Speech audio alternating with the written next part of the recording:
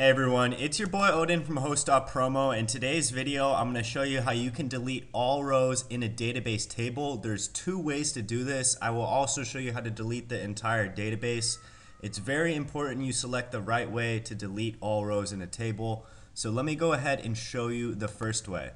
The first way, we have a database table called subscribers with a bunch of test subscribers. None of this is real information, people.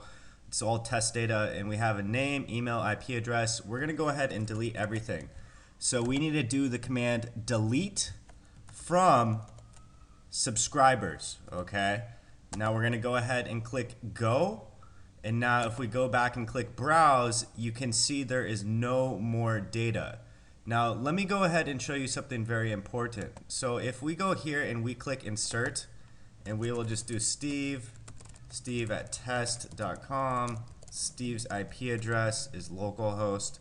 We'll go ahead and insert the data. Now if we go back here, you can see the ID is at 101. And that's because the test database had 100 test subscribers. If you want to reset the auto increment ID, then you do not want to use this command. Okay, you do not want to use this. If you want to reset everything, you should do this. You should do truncate table and then the table name. Okay, this will reset this back to 1. So let's go ahead and do this. Now if we come here and insert another subscriber, we'll do John at test.com. John's IP is also localhost, and we click insert. We go back to browse. Now you can see the ID is 1. Okay, so let me go ahead and show that again.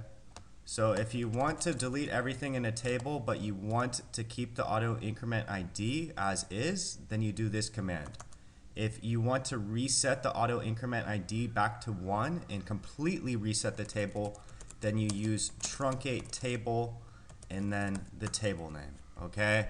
Now if you want to delete the entire database, all you need to do is drop database, and this database is called Host.Promo.